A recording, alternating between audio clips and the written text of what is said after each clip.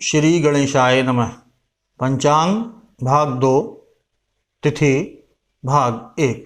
नमस्कार बंधुवर, सत्य ज्योतिष सदन चैनल पर एक बार फिर आपका मैं अजय कुमार कौशिक बहुत बहुत स्वागत करता हूँ। प्रस्तुत वीडियो पंचांग श्रृंखला का दूसरा भाग है। पूर्व के भाग में हमने पंचांग से एक संक्षिप्त परिचय किया था, जिसमें हमने जाना कि पंचांग अर्थात कैलेंडर हमारी दिनचर्या का एक आवश्यक अंग है, जिसकी अनुपस्थिति में हमारा जीवन यापन अर्थहीन बनकर रह जाता है। प्रस्तुत वीडियो में इसके महत्वपूर्ण घटक तिथि के बारे में जानने का प्रयास करते हैं। तिथि क्या होती है, तिथि का निर्माण कैसे होता है, पूर्णिमा और अमावस्या कब घटित होती हैं, इन्हीं सब बातों को धर्म, विज्ञान और गणित के आधार पर समझने का प्रयास करते हैं। मेरे जो बंधुवर विज्ञान के छात्र हैं या रहे हैं, उनको यह वीडियो बहुत उपयोगी और आनंद प्रदान करने वाला सिद्ध होगा, ऐसा मेरा विश्वास है। जो व्यक्ति धर्म, विज्ञान और गणित के समन्वय को नहीं मानते, उन्हें यह वीडियो श्रृंखला अवश्य देखनी चाहिए और देखकर विचार करना चाहिए। तो चलिए श्री गणेश करते हैं आज की चर्चा का। तिथि वस्तुतः तिथि सूर्य एवं चंद्रमा की गति के अंतर को नापने का एक प्रकार या विधि है, जिसमें सूर्य एवं चंद्रमा की अंशात्मक गति का अध्ययन किया जाता है। चंद्रमा की एक कला को तिथि माना जाता है। चंद्रमा की 16 कलाएं होती हैं। तिथि चंद्र और सूर्य के अंशात्मक अंतर की गणना कर मान अर्थात वैल्यू को निकाला जाता है, जिसमें सूर्य और चंद्रमा के बीच 12 अंशों का अंतर होता है। अर्थात सूर्य से चंद्रमा की यथार्थ एग्जैक्ट 12 अंश की दूरी एक तिथि के बराबर होती है। चंद्रमा की दैनिक औसत गति 800 कला अर्थात 13.5 डिग्री मानी गई है, जिसमें ह्रास और वृद्धि दृष्टिगोचर होती है।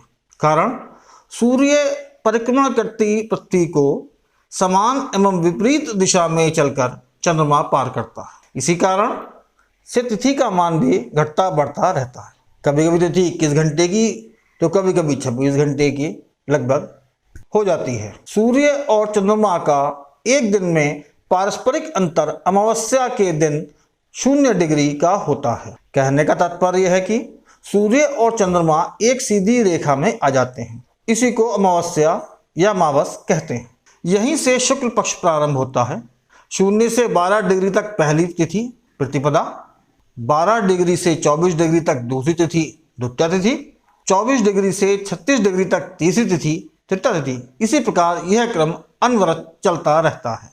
0 डिग्री से 12 डिग्री प्रतिपदा तिथि शुक्ल पक्ष, 12 डिग्री से 24 डिग्री द्वितीया तिथि शुक्ल पक्ष, 24 डिग्री से 36 डिग्री तृतीया तिथि शुक्ल पक्ष, 36 डिग्री से 48 डिग्री चतुर्थी तिथि शुक्ल पक्ष, 48 डिग्री से 60 डिग्री पंचमी तिथि शुक्ल पक्ष, 60 डिग्री से 72 डिग्री षष्ठी तिथि शुक्ल पक्ष, 72 डिग्री से 84 डिग्री सप्तमी तिथि शुक्ल पक्ष, 84 डिग्री से 96 डिग्री अष्टमी तिथि शुक्ल पक्ष, 96 डिग्री से 108 डिग्री नवमी तिथि शुक्ल पक्ष, 108 डिग्री से 120 डिग्री दशमी तिथि शुक्ल पक्ष, 120 डिग्री से 132 डिग्री एकादशी तिथि शुक्ल पक्ष, 132 डिग्री से 144 डिग्री द्वादशी तिथि शुक्ल पक्ष, 144 डिग्री से 156 डिग्री त्रयोदशी तिथि शुक्ल पक्ष, 156 डिग्री से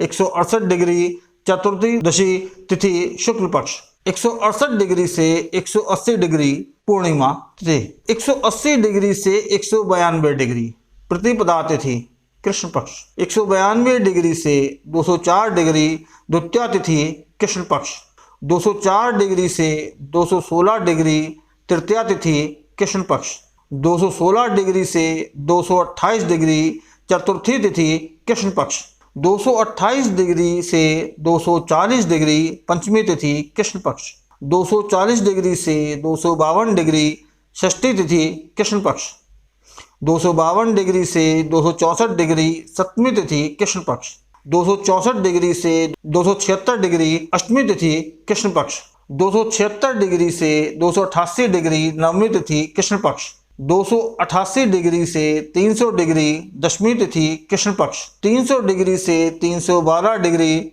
एकादशी तिथि कृष्ण पक्ष, 312 डिग्री से 324 डिग्री द्वादशी तिथि कृष्ण पक्ष, 324 डिग्री से 336 डिग्री त्रयोदशी तिथि कृष्ण पक्ष, 336 डिग्री से 348 डिग्री चतुर्दशी तिथि कृष्ण पक्ष, 348 डिग्री से 360 डिग्री या 0 डिग्री अमावस्या तिथि। इस प्रकार एक चंद्रमास पूर्ण होता है। 180 डिग्री पर पूर्णिमा तिथि आती है, जिस पर सूर्य तथा चंद्र आमने सामने होते हैं, तथा 0 डिग्री या 360 डिग्री पर अमावस्या तिथि आती है, जिस पर सूर्य तथा चंद्र एक साथ होते हैं, जैसा कि आप चित्र में देख रहे हैं। कृष्ण पक्ष समाप्त होकर शुक्ल पक्ष प्रारंभ हो जाता है और शुक्ल पक्ष की प्रतिपदा तिथि, द्वितीया तिथि आदि और फिर अमावस्या, यह चक्र इसी प्रकार चलता रहता है। अमावस्या के भेद। अमावस्या 3 प्रकार की कही गई है। शनि वाली अमावस्या, दश अमावस्या, कुहू अमावस्या। शनि वाली अमावस्या प्रातःकाल से लेकर रात्रि तक रहने वाली अमावस्या को शनि वाली अमावस्या कहते हैं।